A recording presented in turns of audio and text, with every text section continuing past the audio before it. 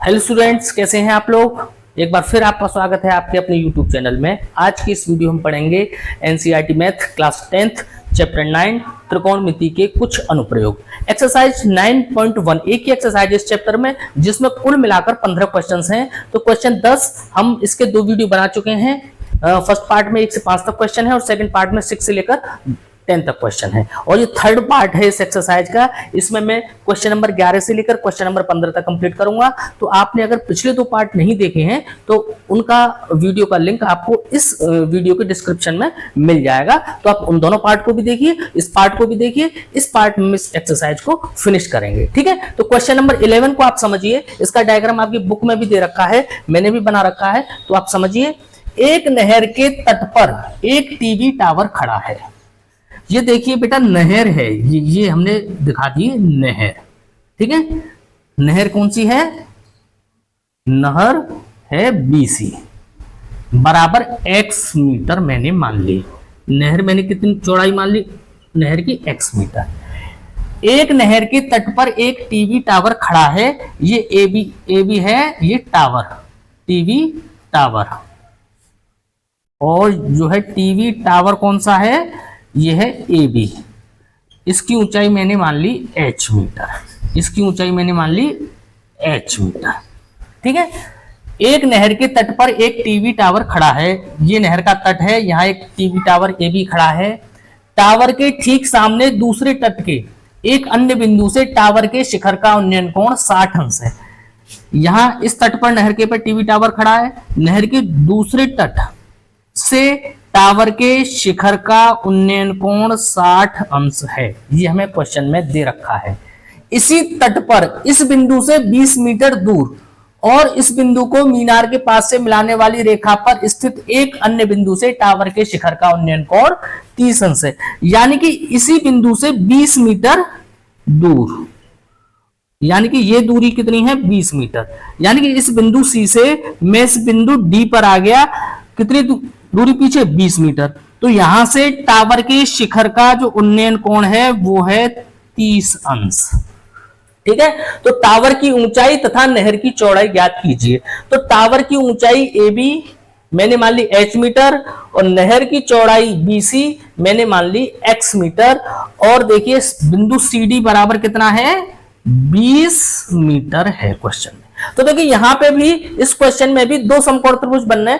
और ट्रिग्नोमेट्री की इस एक्सरसाइज में हम क्या करते हैं, डायग्राम में जितने समकोण त्रिभुज बनने उन सारे समकोण त्रिभुज को आप धीरे धीरे करके सॉल्व कर लीजिए। क्वेश्चन अपने आप फिनिश हो जाता है। तो सॉल्यूशन देखिए, सबसे पहले लेंगे छोटा वाला समकोण त्रिभुज ABC में। देखिए समकोण त्रिभुज ABC में, तो देखिए ABC की क्या कंडीशन है, मैं बनाए दे रहा हूं। ये 60 है, ये H है और ये X, ये आधार है और ये लंब है और ये कोण है। तो फॉर्मूला लगाएंगे हम tan का। tan 60 is equal to AB, ये है A, ये B है और ये C है। AB अपॉन BC, ठीक है। tan 60 की वैल्यू हो गई √3, AB की वैल्यू हो गई H और BC की वैल्यू हो गई X, ठीक है बेटा। क्रॉस मल्टीप्लीकेशन हम करेंगे तो क्या हो जाएगा? H is equal to √3x, समीकरण नंबर 1। ये समझ में आपके आ गया होगा, ठीक है। इसके बाद समकोण त्रिभुज ABD में हम देखेंगे समकोण त्रिभुज AB और D में क्या है। देखिए A, B और D की क्या सिचुएशन बन रही है, ये है, ठीक है। ये है A, ये B है और ये D है। एंगल है 30 डिग्री और ये है H, ठीक है। और यहाँ कोई पॉइंट है C, तो ये दूरी है X और ये दूरी है 20 मीटर, ठीक है बेटा। तो एंगल कितने डिग्री का है? 30 डिग्री का। और ये लंब है और ये आधार, लंब और आधार में वही tan। तो tan 30 इज इक्वल टू लंब कितना हो गया? AB, आधार कितना हो गया? BD, आधार हो गया BD। tan 30 की वैल्यू 1/√3। ए बी की वैल्यू h और बी डी यानी कि बी से लेकर डी तक की डिस्टेंस कितनी होगी 20 प्लस एक्स हो गई ना 20 प्लस एक्स। देखिए ये डिस्टेंस x है और ये 20 है, तो यहां से यहां तक की दूरी नापेंगे तो 20 प्लस एक्स हो जाएगी। ठीक है, अब हमें करना क्या है क्रॉस मल्टीप्लीकेशन, h का गुणा √3 से किया तो √3h, 20 प्लस एक्स का गुणा 1 से किया तो 20 प्लस एक्स। अब समीकरण 1 से h की वैल्यू आप पुट कर दीजिए, क्या है √3x, √3 तो यही, h की वैल्यू है √3x is equal to 20 plus x. √3 और √3 का गुणा करेंगे 3 इंटू x बराबर 20 प्लस एक्स। ठीक है, इतना हो गया क्लियर। इसे मैं हटा देता हूं या फिर चलो यहीं देख लो, तो देखिए 3x minus x is equal to 20, 3x में से x गए तो 2x इज इक्वल टू 20, तो x इज इक्वल टू आ गया 10 मीटर। x बराबर कितना आ गया 10 मीटर, और x मैंने क्या मानी है नहर की चौड़ाई, यानी कि जो नहर की चौड़ाई BC है वो कितनी आ गई 10 मीटर हमारी आ गई। क्वेश्चन में से पूछा है ना नहर की चौड़ाई ज्ञात कीजिए, नहर की चौड़ाई हमने x बराबर 10 मीटर निकाल दी।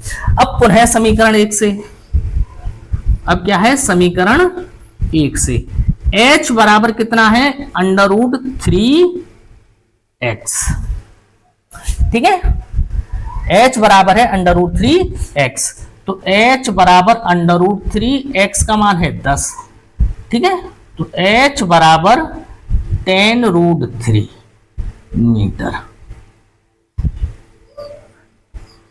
यानी कि जो टावर है टावर की ऊंचाई हमने क्या मानी थी AB बराबर कितना आया 10√3 मीटर। और आप चाहें तो देखिए इसे हटा दूं, 10 और √3 की वैल्यू होती है 1.732 गुणा कर लीजिए तो 17.32 मीटर हमारे टावर की ऊंचाई आ जाएगी। ठीक है, उम्मीद करता हूं क्वेश्चन समझ आ गया होगा, आप नोट करिए फिर नेक्स्ट क्वेश्चन कराते हैं। कि बच्चों क्वेश्चन नंबर 12 है 7 मीटर ऊंचे भवन के शिखर से एक केबल टावर के शिखर का उन्नयन कोण 60 अंश है। तो देखिए ये डायग्राम मैंने बनाया हुआ है, ये आप मान लीजिए भवन, ये है भवन और ये है टावर। ठीक है, इसकी ऊंचाई कितनी है 7 मीटर, इसकी ऊंचाई है 7 मीटर, ये मैंने मान लिया ए बी एक भवन है जिसकी ऊंचाई है 7 मीटर और यहां से केबल टावर के शिखर का उन्नयन कोण 60 अंश है। ये केबल टावर है, इसका ये शिखर है, तो इसका उन्नयन कोण कितना है 60 अंश। तो बेटा देखो ये तो दृष्टि रेखा हो गई। अब क्षैतिज रेखा जो हम खींचेंगे वो मैंने इस तरीके से एक क्षैतिज रेखा खींच ली। ठीक है, ये उन्नयन कोण कितना है 60 अंश, ये पॉइंट मैंने मान लिया E। ठीक है, अब क्या कह रहा है इसके पाद का अवनमन कोण 45 है, यानी कि इस पॉइंट से भवन के शिखर से केवल टावर के शिखर का उन्नयन कोण 60 अंश, यानी कि शिखर का उन्नयन कोण 60 अंश और पाद का अवनमन कोण कितना है 45 अंश, यानी कि अवनमन कोण कितना होगा ये 45 अंश। देखिए ये दृष्टि रेखा हो गई अवनमन कोण के लिए, और ये वो नहीं सॉरी ये क्षैतिज रेखा हो गई और ये दृष्टि रेखा हो गई। ठीक है, तो ये वाला 45 है तो ये वाला एंगल भी हम 45 मानते हैं। ए बी सी और डी डायग्राम समझ में आ गया होगा, यानी कि ए बी एक भवन है, सी डी एक केबल टावर है। भवन के शिखर बी से केबल टावर के शिखर का उन्नयन कोण 60 अंश और इसके पाद का यानी कि बॉटम पॉइंट का अवनमन कोण कितना है 45 अंश है। तो केबल टावर की ऊंचाई ज्ञात कीजिए। अब देखिए यहां से ये मैंने बिल्कुल समांतर रेखा खींची है ना इसके, तो ये जब 7 मीटर है तो इतनी दूरी भी कितनी होगी 7 मीटर ही होगी, ये वाली दूरी। ठीक है, अब यहां दो समकोण त्रिभुज बनना है, दोनों समकोण त्रिभुजों को हम बारी बारी से सॉल्व करेंगे। तो देखिए सॉल्यूशन, सबसे पहले समकोण त्रिभुज BAC में BAC में क्या हो जाएगा, देखिए ये निकालते हैं AC हमने मान ली x, ये जो AC दूरी है ये मैंने मान ली कितनी है, x है, x मीटर। ठीक है, तो यहां लंब दे रखा है और ये आधार मैंने x मान लिया, तो tan का फॉर्मूला लगेगा, तो हम लगाएंगे tan 45 इज इक्वल टू लंब बटे आधार, लंब है AB और आधार है AC। ठीक है बेटा, तो लंब की tan 45 की वैल्यू हो गई 1, AB की वैल्यू हो गई 7 और ये AC की वैल्यू हो गई x। तो क्या हो गया, क्रॉस मल्टीप्लीकेशन करेंगे तो हो जाएगा x इज इक्वल टू 7। ये हमने मान लिया इक्वेशन नंबर 1। x की वैल्यू कितनी आ गई, 7। जो ये x की वैल्यू है वही वैल्यू ये होगी BE, यानी चित्र को देखिए, AC की वैल्यू और BE की वैल्यू क्या होंगी, हमारी बराबर होंगी। जब ये वैल्यू x है तो ये वैल्यू भी BE बराबर भी x होगी। देखिए यहां मान देता हूं, माना AC बराबर BE बराबर x मीटर, ये मान रखा है मैंने, ये समझ लीजिए आप क्वेश्चन में। अब समकोण त्रिभुज BED में, समकोण त्रिभुज BED में, BED तो क्या हो जाएगा, ये लंब हो गया, ये डिस्टेंस कितनी हो गई, लंब, और ये हो गया आधार, तो tan 60 लंब क्या हुआ DE और आधार क्या हो गया BE अपॉन BE। tan 60 की वैल्यू होती है √3, DE की वैल्यू हमें पता नहीं है, हमें पता करनी है, और BE की वैल्यू कितनी है x, BE की वैल्यू कितनी है x, हमने मान भी लिया है। ठीक है ना, तो जब क्रॉस मल्टीप्लीकेशन करेंगे तो हो जाएगा DE is equal to √3x। इतना समझ में आ गया होगा। DE की वैल्यू कितनी हो जाएगी, DE का 1 से मल्टीप्लाई किया DE और √3 का x से मल्टीप्लाई किया तो √3x। इस तरीके से कॉमन क्रॉस मल्टीप्लिकेशन किया। ठीक है ना, हमें क्या चाहिए क्वेश्चन में, टावर की ऊंचाई। अब देखिए लिखिए, टावर की ऊंचाई, टावर की ऊंचाई क्या है, CD बराबर कितनी है, CE प्लस ED या DE। ठीक है ना, टावर की ऊंचाई है CE plus DE, CE plus DE, यही तो है टावर की ऊंचाई। अब देखिए CE बराबर कितना है, ये CE बराबर तो 7 मीटर है, ये 7 मीटर क्यों है, क्योंकि इसके बराबर दूरी ये है, जब ये 7 मीटर है तो ये भी 7 मीटर ही होगा। ठीक है, ये 7, और DE की वैल्यू क्या है, DE की वैल्यू है √3x, √3x या 7 प्लस √3 इंटू x की वैल्यू समीकरण नंबर 1 से कितनी है, 7 है ना, x की वैल्यू कितनी है 7, हम निकाल चुके हैं। तो ये हो गया 7 प्लस 7 √3, इसमें से आप 7 कॉमन कर लीजिए तो ये हो गया 1 प्लस √3 मीटर। इसको भी आप टावर की ऊंचाई का आंसर लिख सकते हैं। और आगे सॉल्व करना चाहें तो देखिए 7 1 √3 की वैल्यू होती है 1.732, तो 7 1.732 और 1 को जोड़ेंगे तो हो जाएगा 2.732, गुणा करिए, 7 दूनी 14 का 4 हासिल 1, 7 या 21 और 1 22 का 2 हासिल 2, 7 7 49 और 2 51 का 1 हासिल 5, 7 दूनी 14 और 5 19, 3 अंक छोड़ के दशम लगा दीजिए, 19.124 मीटर। ठीक है ना, टावर की ऊंचाई या तो आप ये लिख दीजिए 7 इंटू 1 प्लस √3 मीटर, या इसको आगे सॉल्व करेंगे तो हो जाएगी 19.124 मीटर। इस तरीके से क्वेश्चन सॉल्व होता है, आप नोट करिए, फिर नेक्स्ट क्वेश्चन कराते हैं।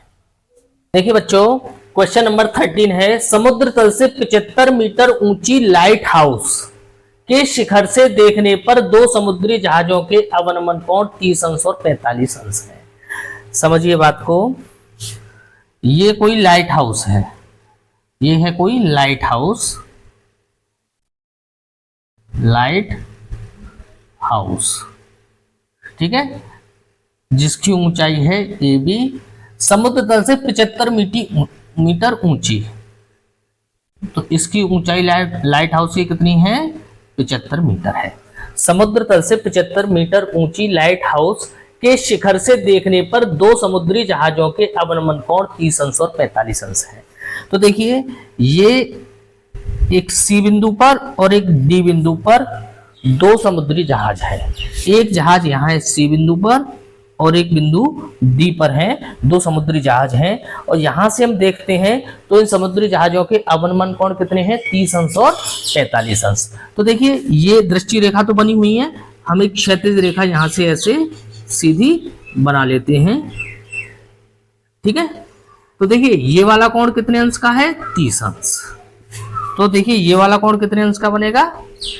30 अंश का। ये 30 है तो ये भी 30, और ये वाला कोण हो गया 45 डिग्री का, तो ये कोण हो गया 45 डिग्री का, ठीक है। यदि लाइट हाउस के एक ही ओर एक जहाज दूसरे जहाज के ठीक पीछे हो, ये लाइट हाउस के दोनों जहाज एक ही ओर हैं और एक जहाज के ठीक पीछे दूसरा जहाज है, तो दोनों जहाजों के बीच की दूरी ज्ञात कीजिए। यानी कि हमें फाइंड करनी है ये सी डी डिस्टेंस, दोनों जहाजों के बीच की दूरी, यानी कि सी से डी के बीच की दूरी कितनी है, हमें ये फाइंड करनी है। तो देखिए, दो समकोण त्रिभुज है हमारे सामने बन रहे हैं, इन दोनों समकोण त्रिभुजों को हम एक एक करके सॉल्व करेंगे और क्वेश्चन हमारा सॉल्व हो जाएगा। तो देखिए सॉल्यूशन, सबसे पहले समकोण त्रिभुज ये वाला बी ए सी में, ये समकोण त्रिभुज बनेगा ना, समकोण त्रिभुज बी ए सी में क्या हो जाएगा? देखिए, ये डिस्टेंस हमें फाइंड करनी है, आधार, ठीक है, और लंब हमें दे रखा है, तो आधार और लंब में फॉर्मूला 10 का, हर क्वेश्चन में लगभग यही लग रहा है। तो 10, एंगल कितना है? 45, 10 45 इज इक्वल टू लंब बटे आधार, यानी ए बी अपॉन ए सी। क्या हो जाएगा? ए बी अपॉन ए सी। 10 45 की वैल्यू 1, ए बी की वैल्यू कितनी है? 75 मीटर, और ए सी की वैल्यू हमें पता करनी है। क्रॉस मल्टीप्लीकेशन करेंगे तो ए सी का गुणा 1 से किया, ए सी इज इक्वल टू 1 का गुणा 75 से किया, 75, यानी कि जो ए सी दूरी है वो कितनी है? 75 मीटर है। यानी कि ये डिस्टेंस जो हमारी निकल के आई वो कितनी है? 75 है, ठीक है। अब दूसरे समकोण त्रिभुज बी ए डी में, ठीक है, पुनः समकोण त्रिभुज बी ए डी में क्या हो जाएगा? एंगल कितना है? 30 डिग्री, तो हम लिखेंगे 10 30। अब देखिए, लंब ये है और हमें कौन सी डिस्टेंस चाहिए? ये वाली, तो आधार में तो ये डिस्टेंस, तो यहाँ पे भी लंब बटे आधार का फॉर्मूला लगाएंगे, तो 10 30 मैंने इसी लगाया है, लंब हो गया ए बी, और आधार क्या हुआ? जब इस एंगल की बात कर रहा तो आधार ये होगा पूरा ए डी, ठीक है बेटा, आधार हो जाएगा ए डी। 10 30 की वैल्यू 1 अपॉन √3, ए बी की वैल्यू 75 और ए डी की वैल्यू हमें पता करनी है, ठीक है। क्रॉस मल्टीप्लीकेशन करेंगे तो ए डी का गुणा हो जाएगा 1 से, A D is equal to √3 का 75 से गुणा करेंगे तो 75√3, ठीक है। ए डी की वैल्यू हमारी पूरी आ गई, ये इक्वेशन भी हम लिख देते हैं। अब हमें क्या चाहिए? डिस्टेंस सी डी, हमें चाहिए सी डी, दोनों जहाजों के बीच की दूरी सी डी यही है ना, तो सी डी हम कैसे निकालेंगे? इस पूरी डिस्टेंस ए डी में से इस डिस्टेंस ए सी को घटा देंगे तो सी डी निकल आएगी, ठीक है। तो हम लिखेंगे c d is equal to a d minus a सी,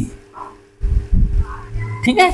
तो सी डी बराबर ए डी, ए डी क्या हो जाएगा? 75√3, ए डी की वैल्यू हमने निकाली ना 75√3, और माइनस ए सी की वैल्यू हम निकाल चुके हैं 75, ठीक है।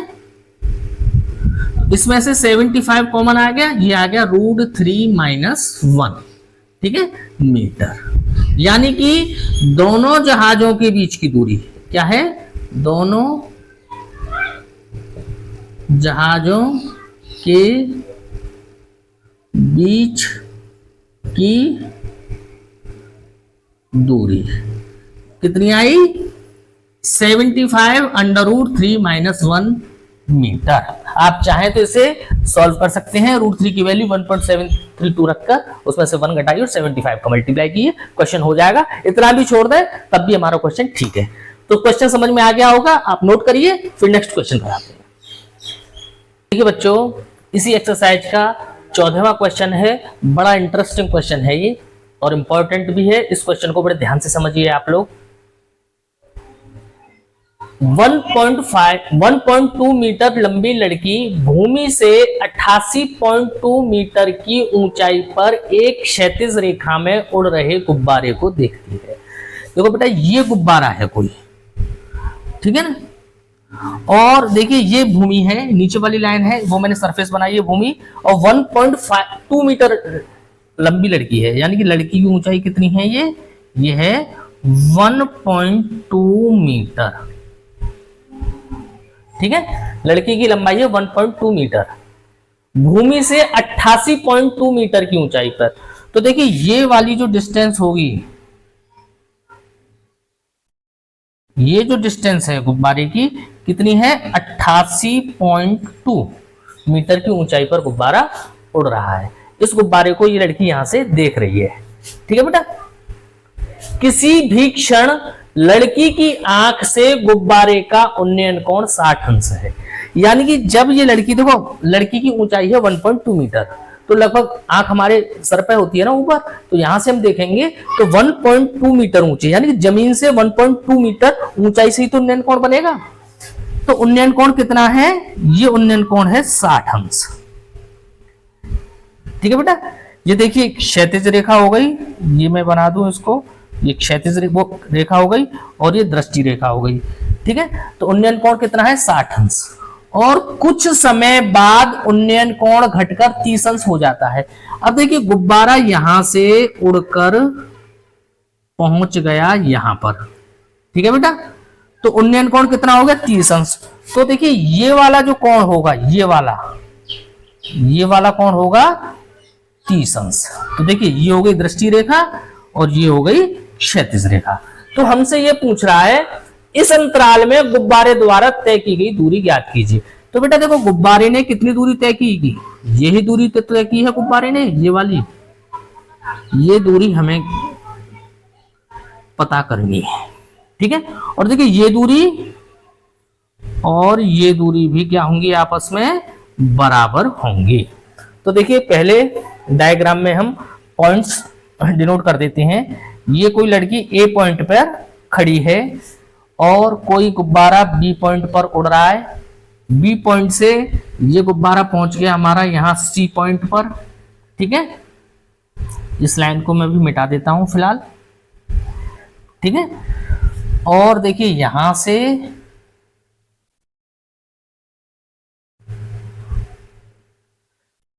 देखिए यहां से लेकर यहां तक जमीन तक की दूरी कितनी है, 88.2 मीटर। तो यहां से लेकर यहां तक की दूरी कितनी होगी, 87 मीटर। कैसे, ये मैं बताता हूं। इसका नाम मैंने रख दिया डी और इस पॉइंट का नाम मैंने रख दिया ई,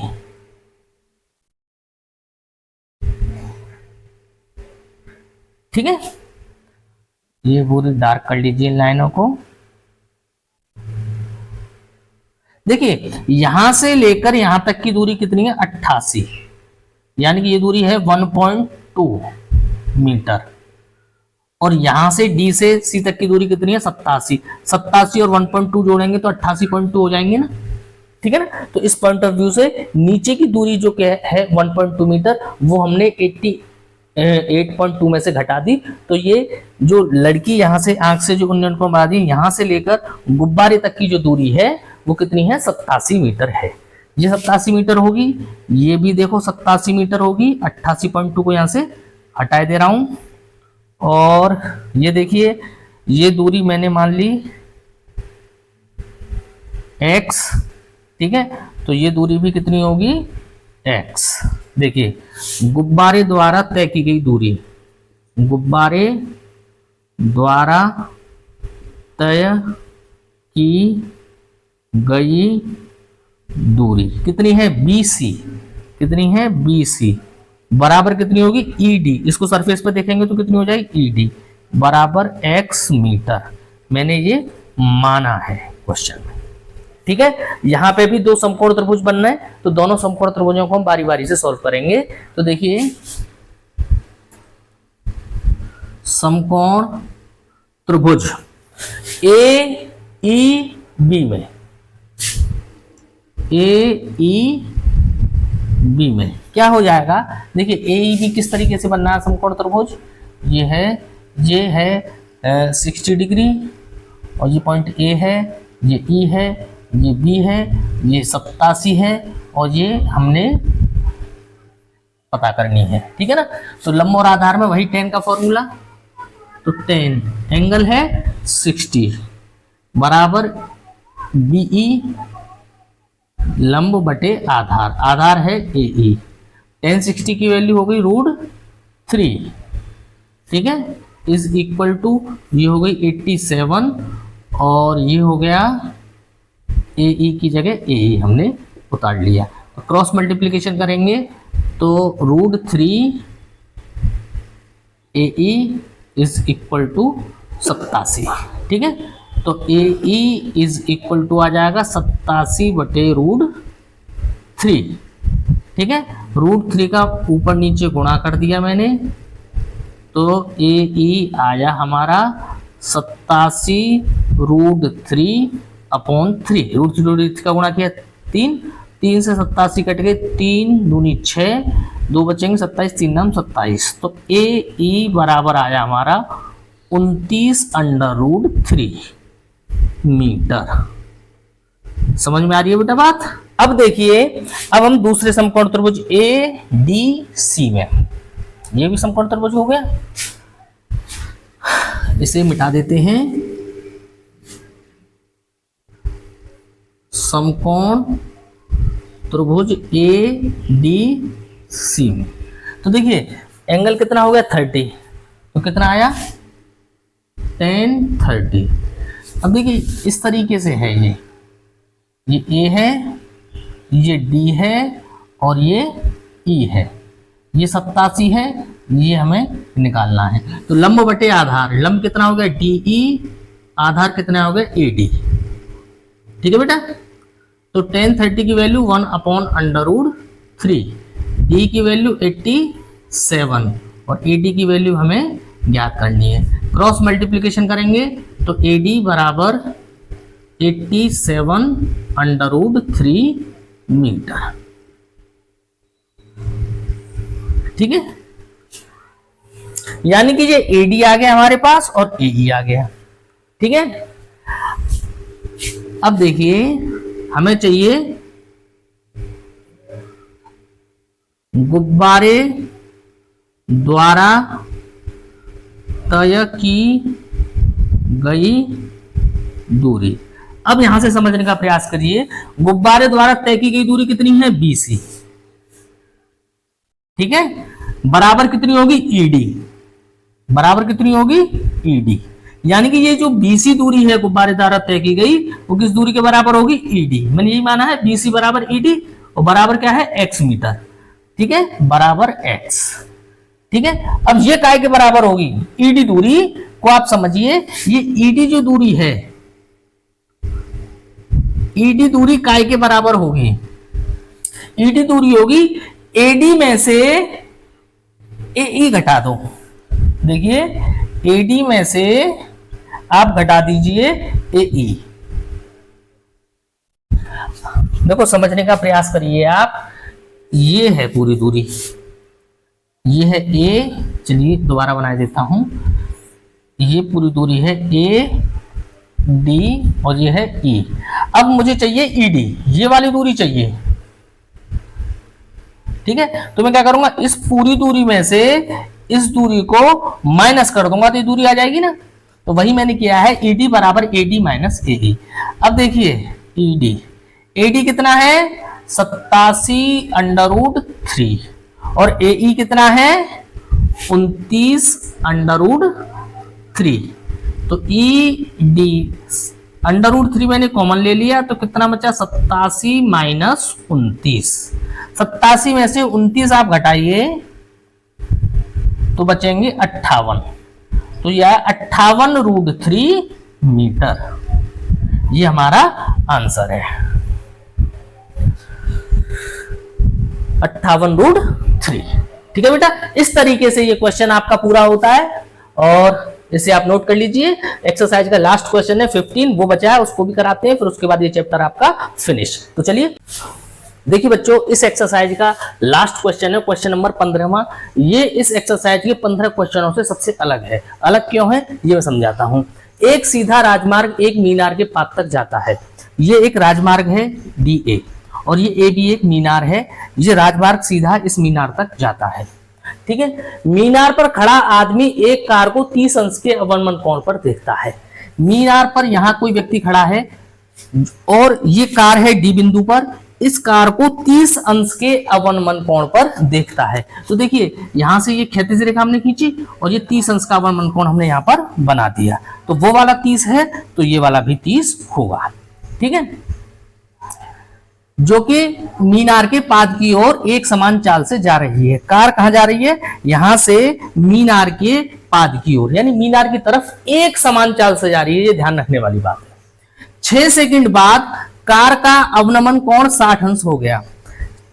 पॉइंट D पर थी कार, यहां से अभी इसे हटा देते हैं। D पॉइंट पे थी कार, यहां से C पॉइंट पर जब कार पहुंच गई तो कार का अवनमन कोण कितना हो गया 60 अंश हो गया। यानी ये 30 था, यहां पर अवनमन कोण हो गया 60 अंश, तो ये भी हमने 60 अंश मान लिया। और यहां से यहां तक कार को पहुंचने में कितना समय लगा 6 सेकंड, ये याद रखना।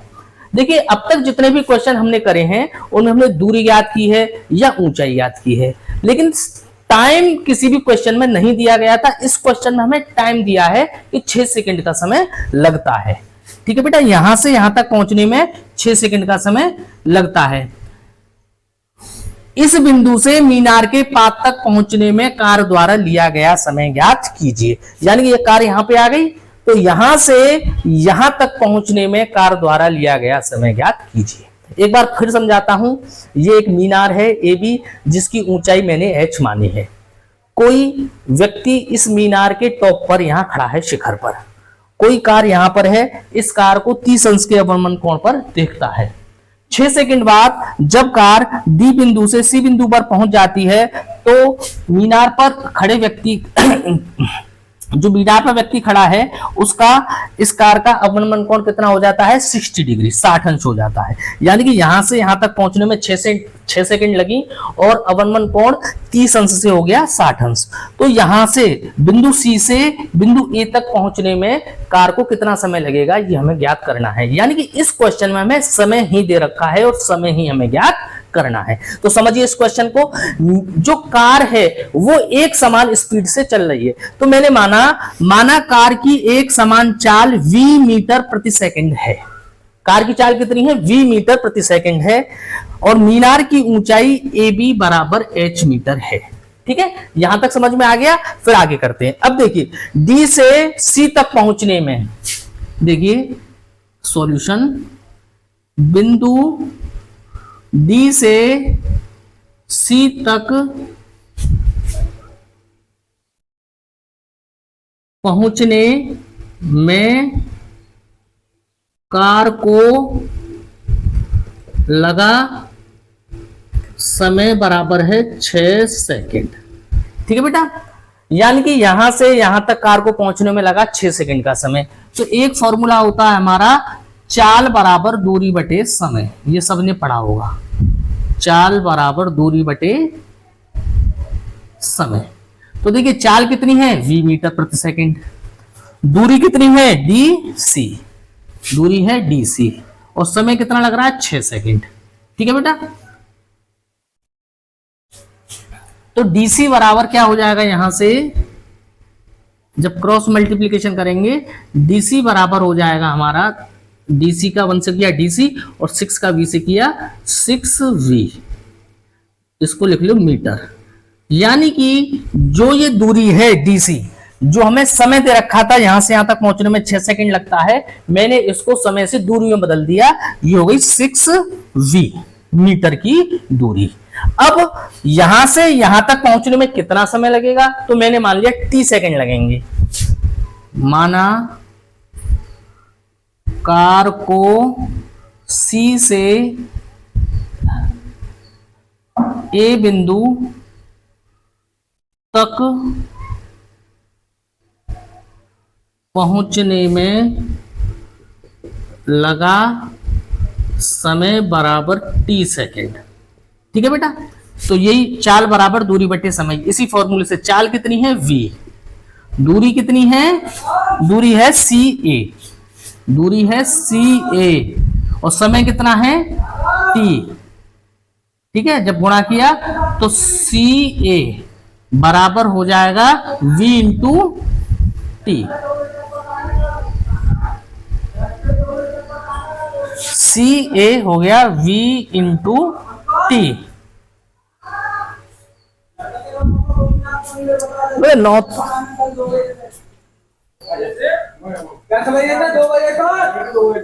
कौन के यहाँ को है, तो अल्लाह कर दियो यार। दस्ते दो कौन आ रहा, 3 बजे तो मथुरा यहाँ पे।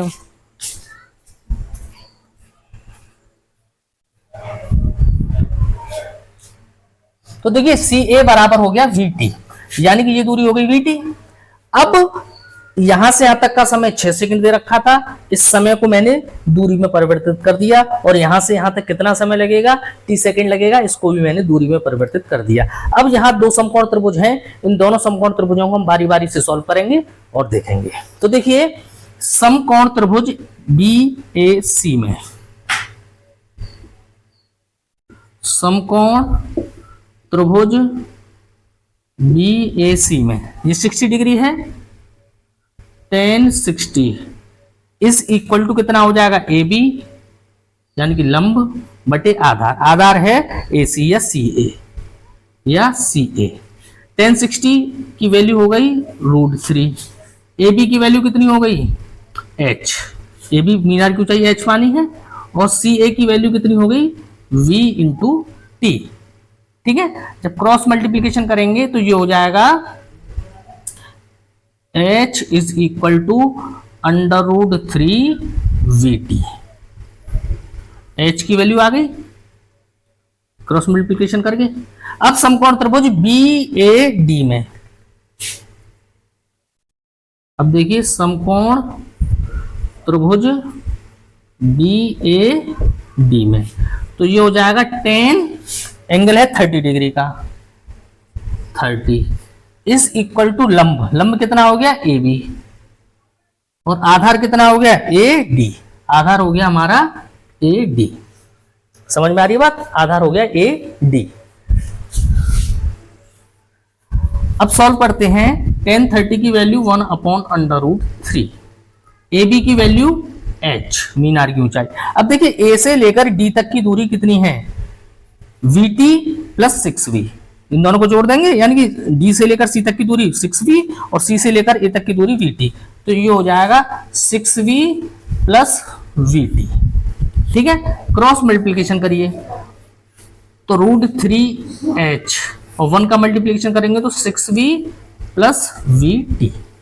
ठीक है, अब देखिए √3, h की वैल्यू क्या है, h की वैल्यू हमने निकाली √3vt, तो h की वैल्यू यहां रख दें √3vt बराबर 6v प्लस vt। √3 और √3 का मल्टीप्लाई किया 3vt बराबर 6v प्लस vt, तो ये हो जाएगा 3vt माइनस vt, vt को इधर ले आए तो माइनस का हो गया ये वाला vt बराबर 6v। 3vt में से एक vt गए तो बचेंगे 2vt बराबर 6v, तो t बराबर कितना हो जाएगा 6v अपॉन 2v, ये 2v नीचे आ जाएगा ना, 2 से 6 3 बार कटे और v से v कैंसिल हो गए, तो t बराबर कितना आया हमारे पास 3 सेकेंड। यानी कि इस लाइन को पढ़िए, कार को सी से ए बिंदु तक पहुंचने में लगा समय कितना है, टी सेकेंड। यानी कि सी बिंदु से ए बिंदु तक पहुंचने में कार को कितना समय लग रहा है, टी सेकेंड, और टी की वैल्यू मैंने निकाल दी 3 सेकेंड। तो इस सवाल का जो आंसर है वो क्या है, 3 सेकेंड। इस तरीके से क्वेश्चन सॉल्व होता है। उम्मीद करता हूं समझ में आ गया होगा, और इस क्वेश्चन के साथ साथ ये एक्सरसाइज भी पूरी होती है, ये चैप्टर भी पूरा होता है। वीडियो कैसा लगा कमेंट करके जरूर बताइए। वीडियो अच्छा लगा तो वीडियो लाइक कीजिए, चैनल को सब्सक्राइब कीजिए और हमसे जुड़े रहिए। मिलते हैं अगले वीडियो में।